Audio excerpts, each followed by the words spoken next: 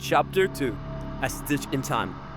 The cafe buzzed with activity, muffled conversations blending with the distinct clatter of cups and the rhythmic hiss of the espresso machine.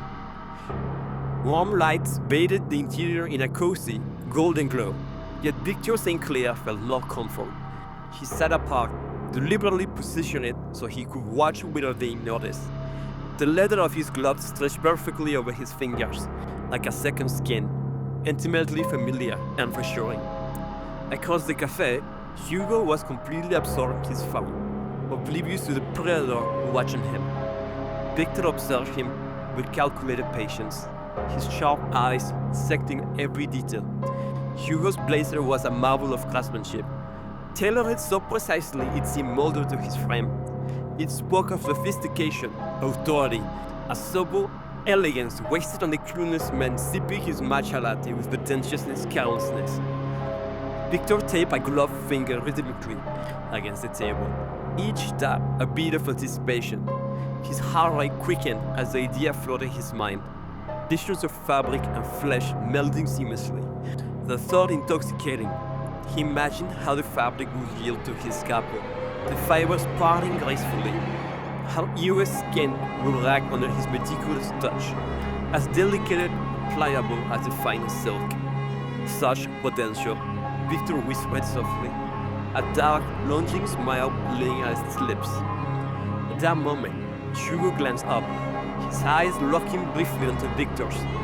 Victor responded smoothly, a practiced mask of charming politeness. He offered Hugo an easy smile, disarming and warm. Hugo returned it, awkwardly nodding before his gaze dropped back to his screen, clearly unnerved. Victor felt a thrill ripple through him, the thrill of being noticed yet remaining unknown, the intoxicating power of deception. It was a delicate balance, an exquisite dance he had perfected. As evening enveloped the city, clocking in the velvet shadows of flickering streetlights, Victor waited patiently outside the cafe. His pulse quickened as Hugo finally emerged, phone screen casting an eerie glow on his distracted face.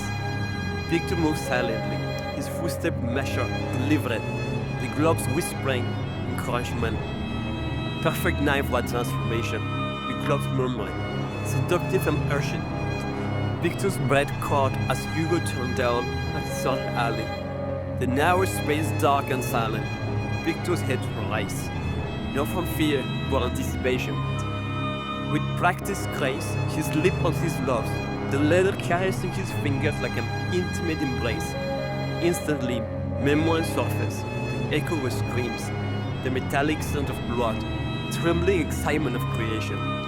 "Excuse me," Victor called out, voice smooth, disarming. Hugo turned abruptly, startled. Yes?" Victor stepped closer, his gaze sincere yet penetrating.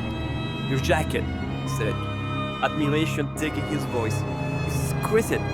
Who tailored it?" "Oh, thank you," Hugo responded nervously, adjusting his laptop. "Just Hugo, boss, nothing special."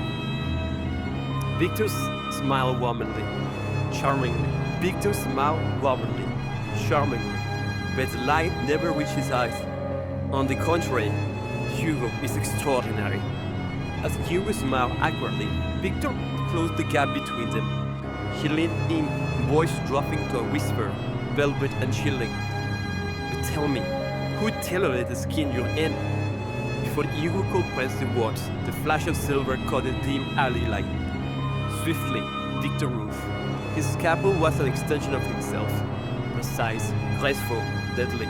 Hugo's body jerked briefly, surprise registering in his eyes before the light drained away, collapsing gently into Victor's waiting grasp. Victor exhaled, a dark satisfaction. A dark satisfaction spreading through him.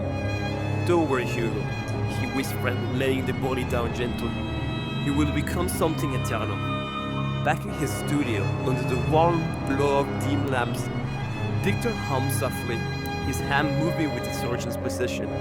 Each cut, each stitch was imbued with reverence, transforming human imperfection into flawless art. "Beautiful," he whispered. gently brushing a finger along the fresh seam. Absolutely exquisite. Yet, deep within, a familiar voice stirred. Quiet but insistent, chilling yet strangely comforting. Still playing the rest of Richard, the gloves whisper mockingly, testing his resolve. Victor's jaws tightened. "It is Victor St. Clair," he corrected sharply, shaking off the shiver the boy sent to his spine. "And this isn't playing, this is art." The gloves fell silent, satisfied for now, as Victor turned back to his newest masterpiece, his eyes glinting with pride and madness. "Yes," he murmured, admiring the flawless stitches. "Art."